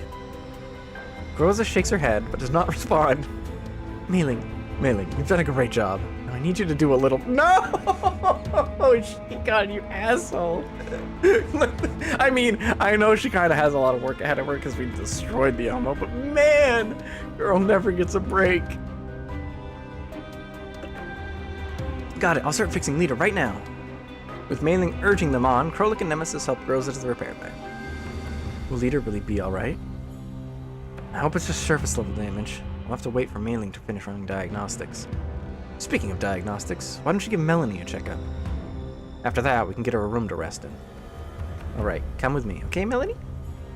Melanie glances at me, then obediently follows Courtney down the stairs. I have Vepley give the other dolls a tour of the Elmo, which also includes performing a damage assessment of the stricken areas. Ain't no rest for Mailing. I head back to the ops room. Thanks to the recent attack, it's a total mess. Glass panels have been broken and fragments are everywhere. I can't help but sigh as I think about how the Elmo had just been repaired not long ago, only for it to be reduced to this state once again.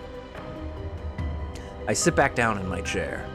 Who would have thought that so many things would have happened in the course of just one day? The hitherto silent Dandegate flies above my head once again.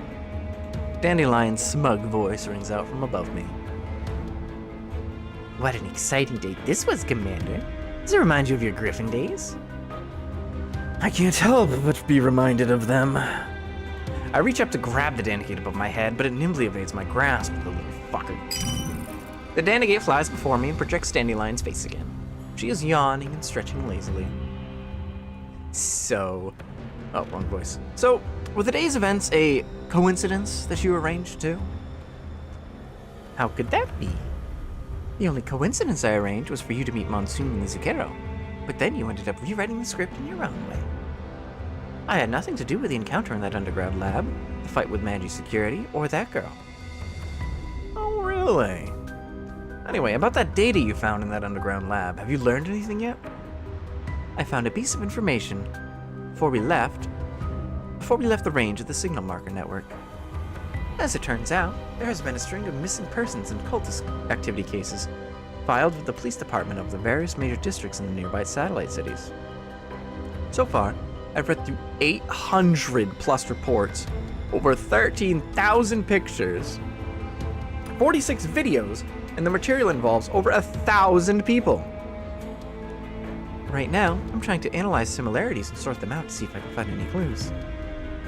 However, the reports are all highly disorganized, and there are signs of systematic internal tampering in addition to the confusing information. What? So give me a little more time, okay? It's only been half a day. Even I can't digest all this at once. The rest will just have to wait until my connection to the signal marker network is restored.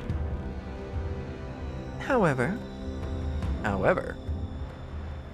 there seems to be some similarities between the experiment you found and what Hyde 404 has investigated. Perhaps they might be able to give you a lead to follow. I trust you haven't forgotten them yet? How could I ever? Then I assigned you to go pick them up, right? Groza and the others were attacked on the road to get them. Were probably the same people as the ones who attacked 404. That's my guess too. According to the PMC registration database, Manji Security is supposed to be a small independent company with less than 100 employees to their name. It looks like the Numfa must have messed up really badly if they managed to overlook a company with this level of equipment and manpower. We'll tell Kaylin about this afterwards. However, we've been cut off since just now. We can't contact anyone, be they 404 or Lennon. The enemy is smart. They knew to destroy the signal markers. However, I doubt this will pose a problem for 404. You mean? I mean something like this. Dandelion points to the ops room's main terminal. Suddenly, it buzzes with a comm request. I glance at Dandelion, and then I warily put it through. Hey, looks like I finally got through. Man, it sure was hard fixing a signal marker with hardware this old. Rejoice, or next chapter is all Lena! And Klukai too. Hell yeah. She's coming. It's gonna take a little bit, but she'll be here before long. Man, Klukai would have killed me if I didn't fix it. Ugh, just thinking about it scares me. It's also voiced. Yes! For a moment, I'm not sure how to answer. There's a look of doubt on my face as I listen to the voice in the line. No response? Hello, can you hear me? I'm connected, right? You haven't forgotten who I am, have you, Commander?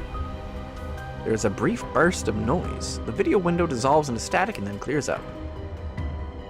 There's a man with his back to the camera. He seems to be banging on something. There's a burst of sparks, and then the man throws his wrench aside and slowly turns around. As he does, the man's face is revealed by the cold light of the overhead fluorescent lamps. Wait a minute. Is that you, Dyer? ファーストラブやよ私たちの勝利よ Dun, dun, dun. A character I haven't met yet. We're getting close. Oh, 2 more chapters. Oh, hey, it's the dork from Girls Frontline 1, the mailing of 404, but a brat. Oh, okay. Well, I might like him then.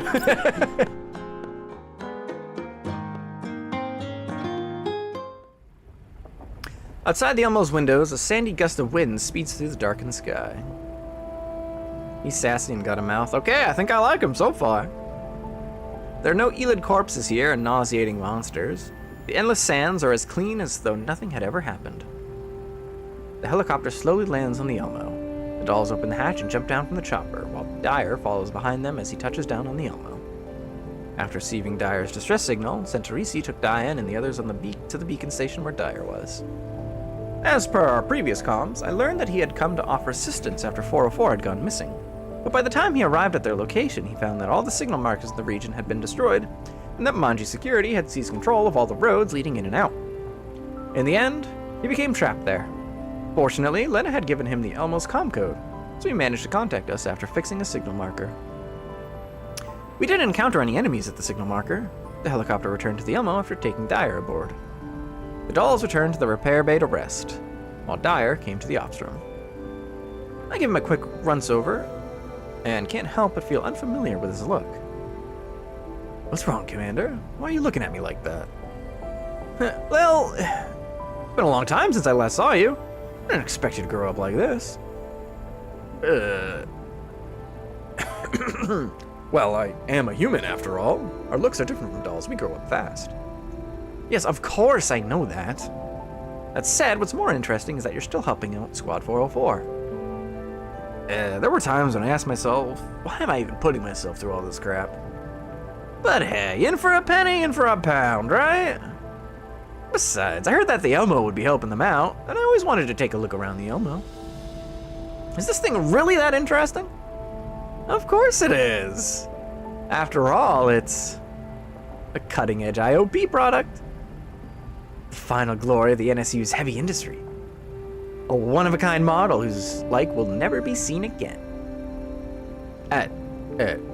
Yeah, it does sound pretty awesome. Well, when you put it like that. Honestly, you don't even know how valuable this thing is, do you, Commander?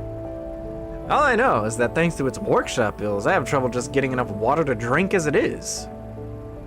Hey, get what you pay for. Do you mind if I upgraded the comm system over here? Be my guest.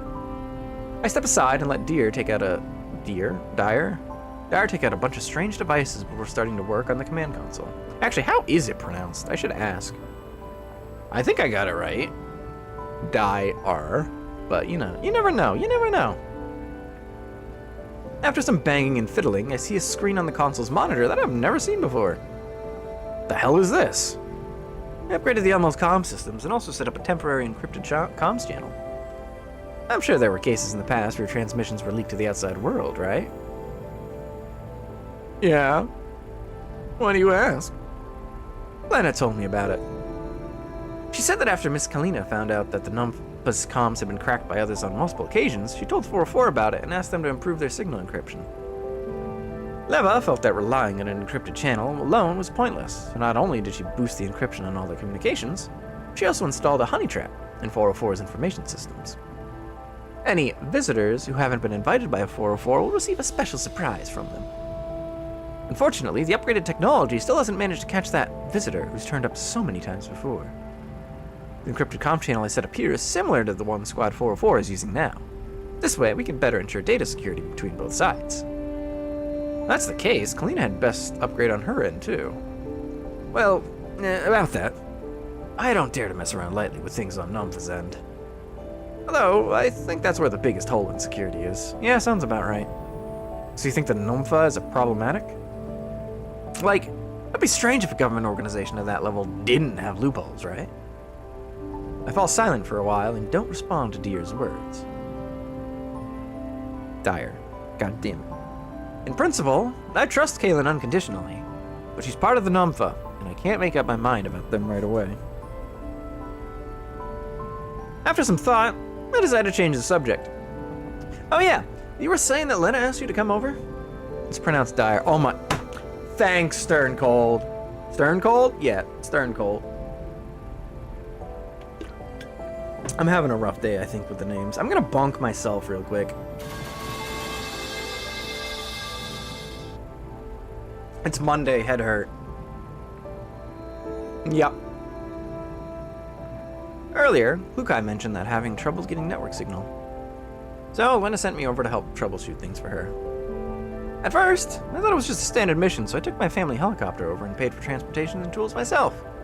Now that I think about it, Lukai really is too stingy. You entered the yellow zone all by yourself? At least you dressed the part.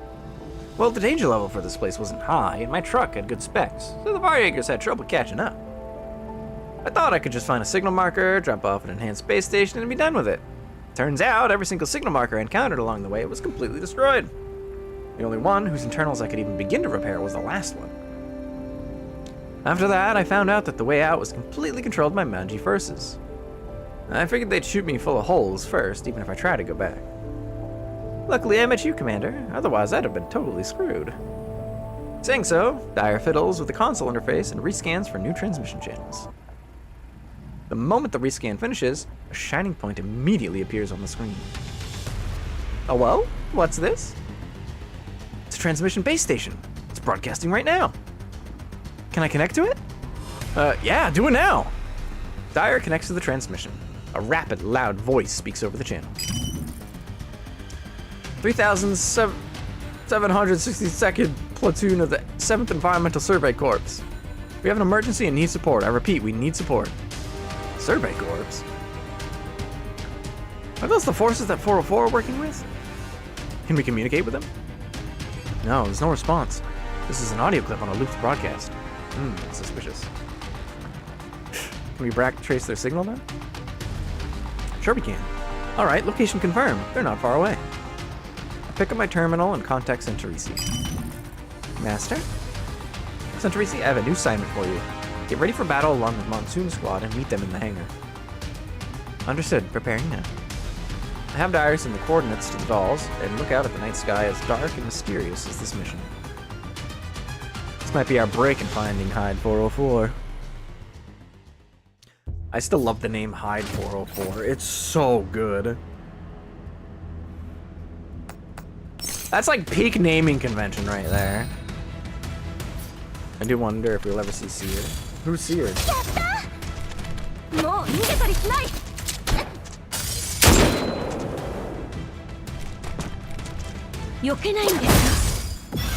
I'm waiting to get pranked, by the way.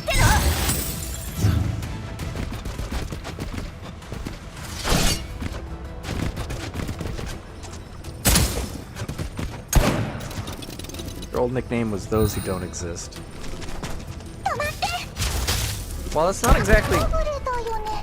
It's not exactly terrible. It's got edge factor for it, going for it, which is pretty neat. But Hyde 404 is just so good. The helicopter takes off from the Elmo. I decide to head over to the repair bay while waiting for news. I leave the office room after telling the Dandegate to keep an eye on the Elmo's status and its surrounding. Deer follows me down too. When we enter the repair bay, we see Mei-Ling performing the final adjustments on Groza, while the other dolls keep her company. Commander, you're here. Yep, how are things? Mei-Ling says things are okay, but just now, leader. Krolik immediately shuts up when she realizes what's going on and pushes Nemesis and Vepley out of the room. Right, we're gonna go check on the rest of the Elmo. You guys have a good chat, Commander. After the dolls leave the room, Rosa sits up on the diagnostic slab. Rosa, are you alright? Commander, I'm fine. Thank you for sending help. Yeah, things were really close out there. Mei-Ling, how was Lita's frame? I was startled when I first saw her, but when I ran my diagnostics, I realized there weren't that many penetrating injuries. Fortunately, most of the wounds were caused by shrapnel. While it caused a certain amount of damage to her limbs, we can fix them with replacement parts. That's good to hear. After seeing that Groza is alright, I managed to calm down at last. I step aside to make room for Deer, who then introduces him to Groza and Mei-Ling. Oh, no, I introduce him to Groza and Mei-Ling. This is Mei-Ling. She's the Elmo's chief engineer. Groza is the leader of the Elmo's doll squad. Dyer nods to them. Mailing returns the nod, a little timidly. And this is Dyer. I guess you could call him 404's... Just call me 404's technician. I'll do everything I can to help you out during the upcoming operation. Nice meeting you. Oh, alright. Rosa nods to Deer. For some reason, Rosa seems to be acting strangely. She's gonna stab me! Suddenly, Dyer's eyes light up, and he excitedly rushes over to the slab behind Groza. Puzzled, I follow his movements with my eyes and see him practically skip over to where Sexton's is lying. Sexton's frame has been badly damaged. Just about all of her exposed skin has been destroyed, and her body is also badly deformed. You even have a third-generation doll? You could tell? You know this is a third-gen? Of course I do! This is the latest tech developed by the Orla conglomerate. Even the core collaborator companies who are working on it need to wait in line for 6 months just to even look at the relevant files. I can't believe you've gotten so rich and powerful after not seeing you for so long, Commander. Oh, I just picked her up by accident. He's a simple doll collector. By accident? A third-generation doll costs as much as a skyscraper. And that's just the financial cost alone. This isn't the sort of problem you can solve with money. Well, a long story. We fought her during a previous mission, and then she suddenly showed up near the Elmo. We dragged her on board after we smacked her around for a bit. To think you actually managed to beat a monster of that level. Looks like you've been lying about your combat strength, Commander. Well, not really. There seems to be something wrong with her when we ran into her. Both her perceptions and memories were confused. Maybe you could help me take a look at her? Happy to help. Still, in her current state, well, the materials for repairing her would cost an astronomical sum. I coughed to hide my awkwardness. Is there a cheap way to do it? As the side, the main problem is that my understanding of third-generation dolls is surface level at best. Frankly speaking, I don't have much confidence in doing it. Well, you got a chance now. Yeah, I think so too. Well, since I got a chance to take a crack at this, don't mind if I do. Dyer pulls out his toolbox and produces a plethora of instruments I have never seen before. After plugging all manner of cables into Sexton's access ports, Dyer's instruments begins to flash and make noises. It's a mess in there. Junk code and bad sectors everywhere. Her brain was pretty much mush when we met her. Upon seeing that we're discussing Sextons, Mailing helps Groza off her slab and walks over to me.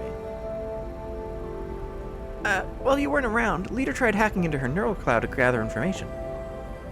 Why did you take that risk? Her firewalls were down, so I judged that hacking into her would not pose any risks. I see. So, did you at least make any progress? Her neural cloud was a mess when I hacked in.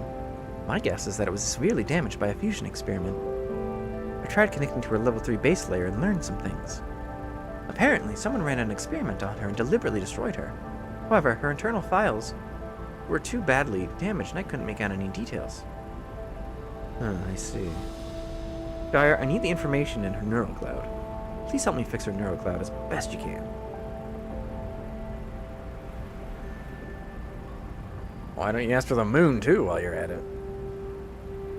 Dyer takes out another little electronic device and hooks it up to several small cables from Sexton's head.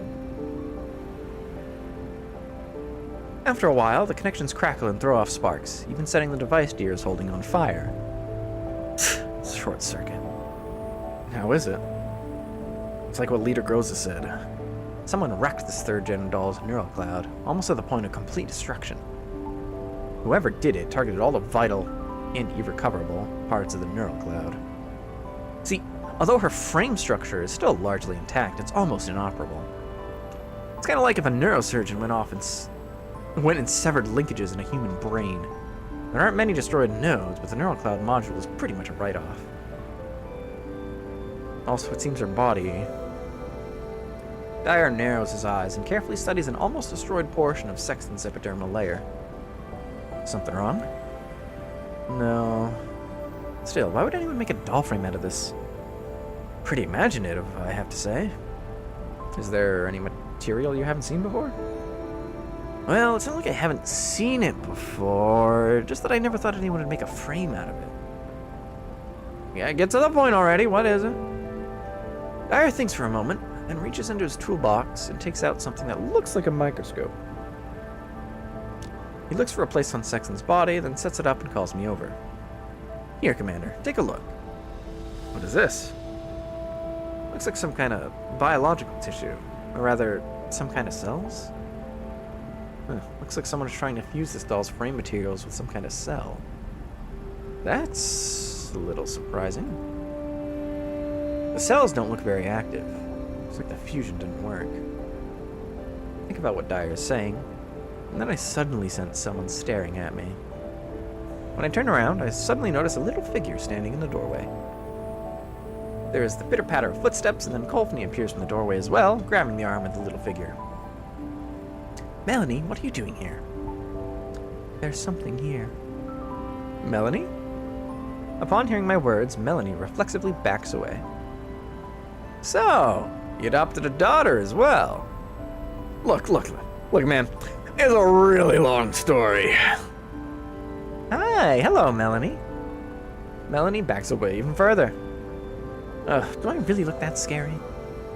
Kolfny, what were the results of her checkup? Melanie's vital signs are all stable. Too stable, in fact. Melanie ignores the exchange between Kolfny and me. She raises her hand and points to the doll behind me before addressing me directly. I want to see that doll. That doll? I point to Sexton's. You mean her? Melanie nods. Sure, I guess. Melanie approaches us. Suddenly, a chill runs down my spine and my hand reflexively reaches for the gun at my waist. Upon realizing what I'm doing, I quickly turn aside so she doesn't see me and fold my arms across my chest. She walks up to Sexton's and looks her up and down. Finally, her gaze settles on the position where we discovered the signs of cellular fusion. I knew it. Knew what? Have you seen her before? Not this one, but she looks a lot like the ones I saw before. She also has signs of this fusion. Melanie's words make me stiffen up. Do you know what these signs of fusion are? They're from Boojum extracts. They show signs like this after fusion. Boojum cell structures? Hang on! Cell activity has suddenly increased. Dyer quickly checks on Sexton's condition. Groza walks up in front of me and reflexively takes up a defensive position, while Kolfny pulls Mailing and Melanie away. Be careful, Commander. Logically speaking, the chances of her self-repairing like this should be vanishingly low. But the characteristics of Boojum cells might actually end up coming into play here. Self-repair, huh? So a doll who can self-repair, and a third-gen doll at that. Yeah, well that's interesting. Looks like she's recovering faster than expected. Wait, no, she's definitely still lying down on the table, right? Her neural cloud is rebooting. Oh god. The bad sectors are actually accepting connections. Dyer stares incredulously at the instruments he's holding, while Groza warily raises her gun and points it at Sexton's while shouting to Kolfny. Get Mailing and get that girl out of here. Okay. Kolfny drags Mailing and Melanie outside. Melanie keeps looking back as she goes. After Kolfny closes the door behind her, I return my attention to Sexton's. Can you repair her neural cloud backup logs while we're at it? I'm doing it right now. Reboot. Successful. Local neural cloud backup activated. Backup failed. Reboot successful. Local neural cloud backup activated. Now connecting to remote database. Remote database connection failed. Rebooting in local mode. System online. Now loading affiliation data. Affiliation ID failed. Oh, I like the sound of that. Sexton's opens her eyes, but remains still. She looks at me, her eyes filled with confusion. Are you my master? Just say yes, dude! Just say yes, dude!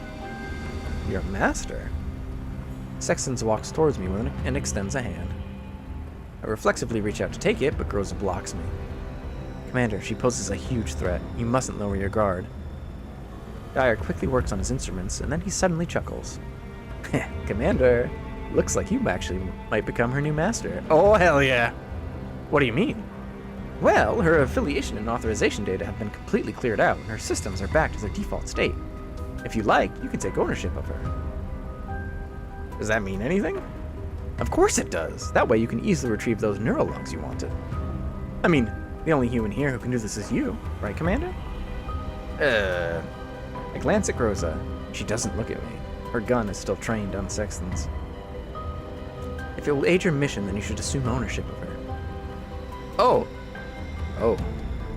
I nod, and Dyer immediately begins tapping away on his touchscreen. Groza, don't cough about the Commander, right? Sexton's eyes briefly flash. Soon, Dyer puts his instrument down and confidently addresses me. Done. She won't regard you guys as enemies anymore, and her neural cloud is reconstructing itself. Also, I found something neat. Something neat? She has an IFF key in her database. Do you know what that means?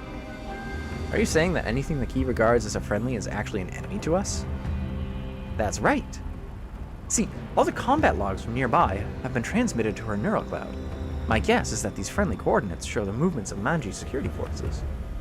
There's no other PMC with so many guys in this shitty part of the Yellow Zone. So the 3rd Gen dolls are also linked to Manji security. I mean, that much is obvious, right? 3rd Gen dolls were the product of the conglomerate to begin with. Yeah. So, if we have a more precise location for Hide 404, we can use Sextons to backtrace them through Manji security positions. I nod, then my terminal suddenly rings. Commander, do you read me? Loud and clear. Go ahead. We found the coordinates and we ran into a small detachment of Manji security personnel. There were few in number and we have already eliminated them. We found a couple of Survey Corps troopers during the firefight. One perished and the other is very badly wounded. Can you send him back to the Elmo for treatment? His wounds are severe and we cannot move him easily. Miss Diane is ministering first aid, but... Diane, what is that trooper's condition? His bleeding isn't stopping. At this rate, he won't last long. Are you dolls? Let me speak with your commander. Master he. Patch him in. Will do. From the 3,762nd Platoon of the 7th Environmental Survey Corps. We're bounty hunters who were passing by and picked up your distress signal. Can you tell me what happened to you? Thank you. While carrying out our mission, we encountered many Elids and enemies from an unknown faction. Destroyed all the signal markers nearby. I knew it. While we were setting up a signal base station, we were attacked by mercenaries from Manji security. Our mission can't end with us for the sake of our brothers. Please stay still. You're in critical condition. Right now, I'm conscripting your dolls in the name in the name of the 7th Security Corps. Please head to our position. Provide backup. Our main force has been surrounded. If you help, I'm sure the first sergeant will reward you well. Understood. We will help you. Thank you. Hang in there. Don't give up. Remember, you promised. Commander, he's not breathing. Santarisi, please bury them. Let them rest in peace. Also, bring their dog tags back to the Elmo. All right. I end the transmission and sigh heavily. I've guessed that things would turn out this way, but I still can't feel a little sad for those soldiers. Dyer, you said Hide 404 was accompanying the Survey Corps, right? That was what Klukai said, yeah. So the base station they struggled to build should be nearby. Have Sextons prepare to backtrace them. Groza, take our remaining dolls. Use Sextons as a guide to find Hide 404. Understood. We have to find them. We can't waste what those soldiers spent their lives to protect.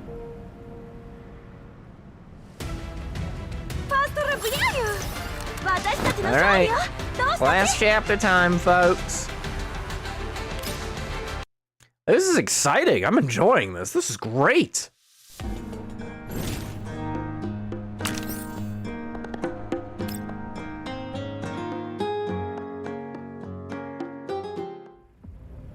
We hurry back to the ops room. Dyer heads to the comms hub and begins connecting to the equipment. Can you find 404's location with the base station? Oh boy, you haven't seen Girls Frontline 1 to say that. Oh no. Well, when I say it's great, I mean I'm enjoying this story. I don't mean it's great as in like things are going well for us.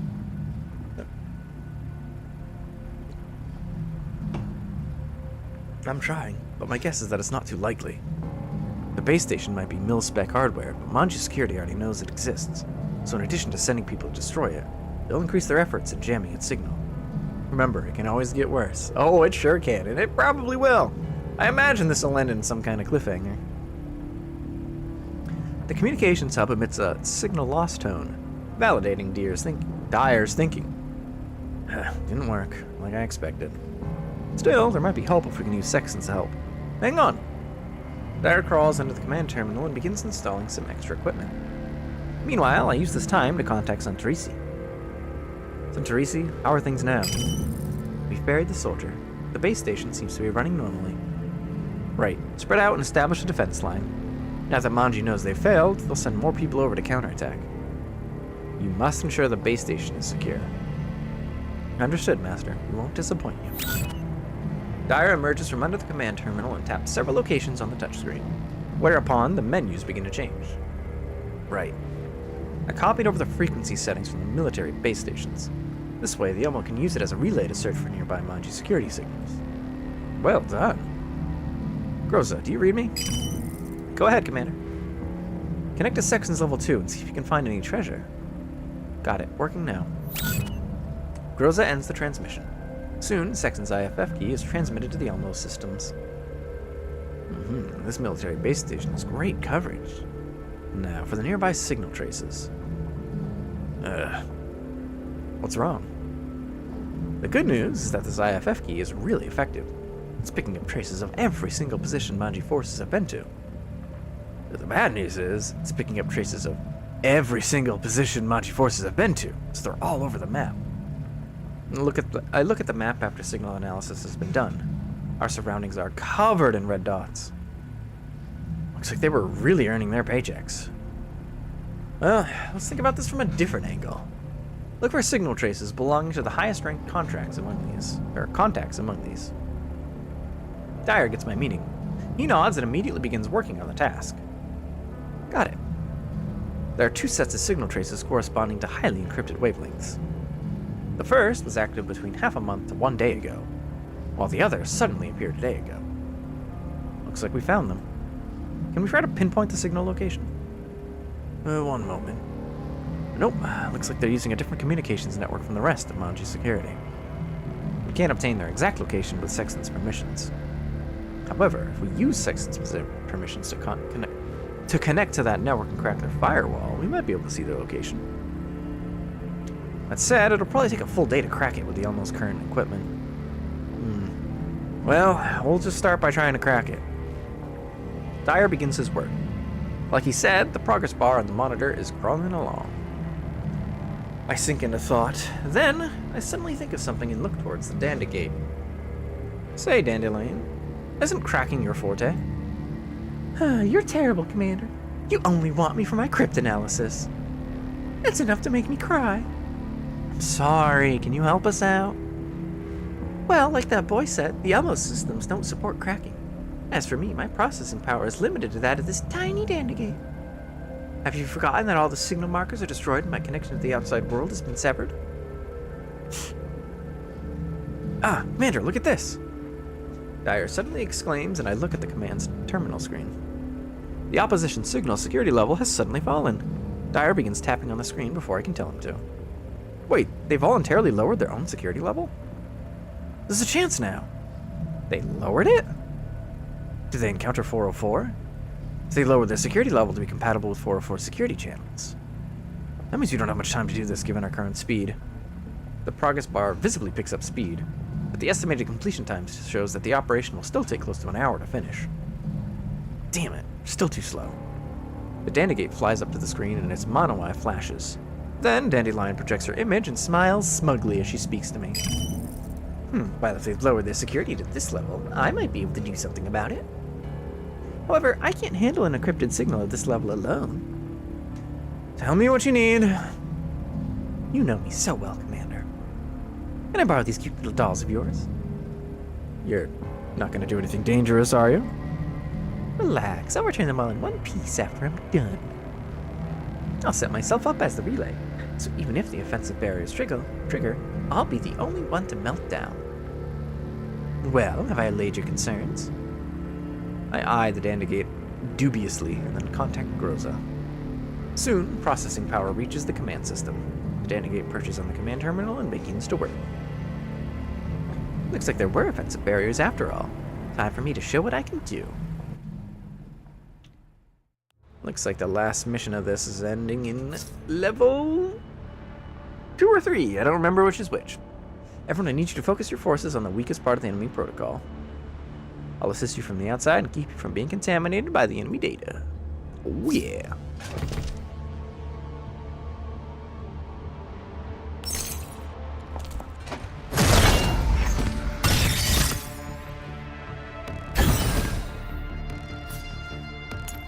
Well, this will be quick.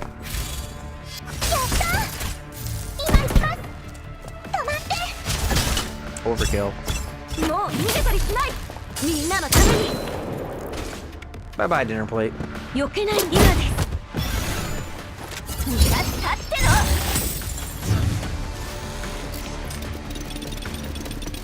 live stream from DFL2 is also live tomorrow, so there's that. I heard about that. I'll have to check it out.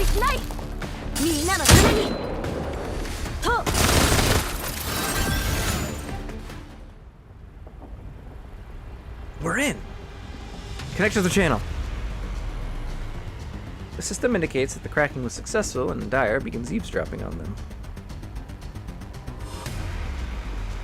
After some crackling noises, a couple of voices are clearly audible on the channel. I'm here now.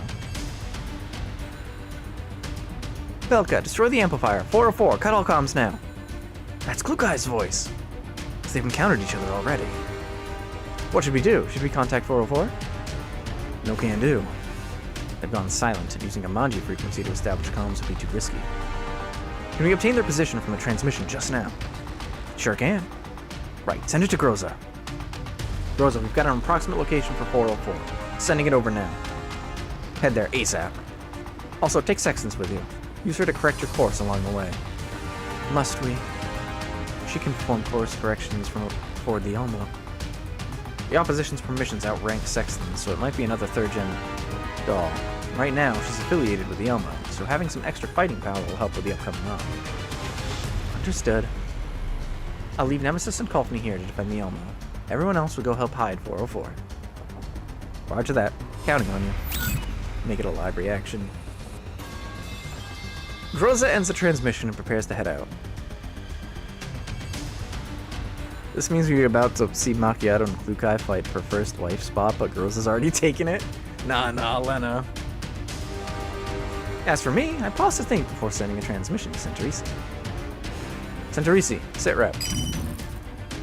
The enemy has attempted 2 counterattacks. We've repulsed them both. They might continue trying to seize this location. Abandon the base station and return to the Elmo. Just like that, Master? Manji will lower their guard once we abandon the base station. However, I think for a moment. Before that, send one last message from it. What kind of message? Use Morse code and broadcast in clear text. Where are you? Alright, now we'll do so now. I think if you take Lena, you have to take her sister to level 2. Sisters come as a package. Ah, I see. A package deal. Soon, Rosa's Jeep leaves the Elmo and races off into the distance. Meanwhile, a series of long and short tones repeat through my earpiece, and I pray that they will convey adequate hope. Come on, you have to make it. Is that the end? It just ends like that? Well, I wasn't entirely wrong. That is a cliffhanger ending.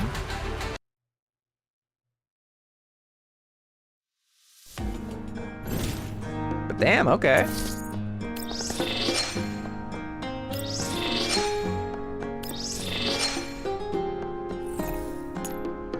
We start chapter 9 right in the middle of fighting. Yeah, it makes sense.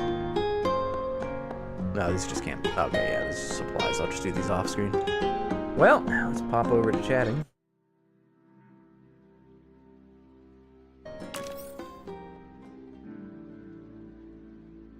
Oh, that was fun.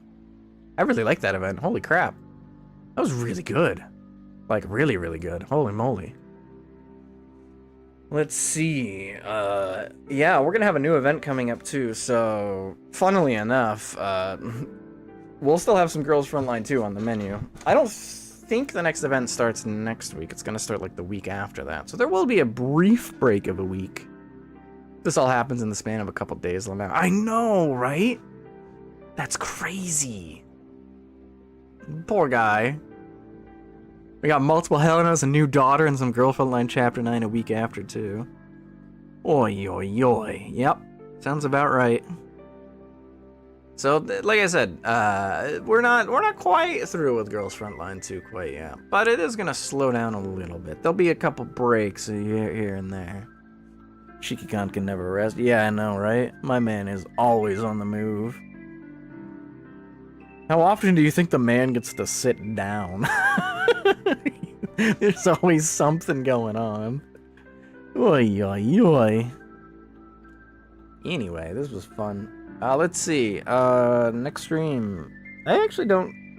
so far, it's gonna be Minecraft, but I don't know. I might change my mind on that. I probably should stream Minecraft, but, you know, it is what it is. Anywho, I'm gonna catch you all later. I need to go eat some food. I'm hungry. I didn't eat today. So, thanks for stopping by, everybody. Make sure to, actually, before I go, I don't know if you've noticed, but I've been trying to stick to, a new schedule of, weekly uploads. Keyword is trying. Next week I don't exactly have one lined up yet because I'm still waiting on the thumbnail, so I might have to throw something together. So as I'm releasing those, always make sure if you like a specific thing that I do, make sure you let me know by liking and commenting on those videos and sharing them and all that fun stuff, because the better something does, the more inclined I am to do it again. You have Central Fiction this week, let's go. Hell yeah. I love Central Fiction, oh my god. I'm not, good at it, but boy do I love playing it. Wilds is fun. Yeah, I wouldn't, I think I mentioned this before, but I wouldn't be able to run Wilds and stream at the same time.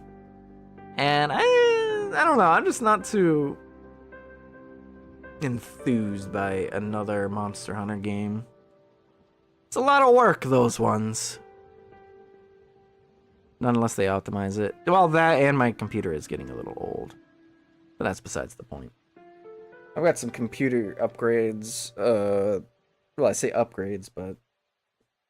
well, I'll have more details on that later for y'all. Let's just say things are gonna get, interesting.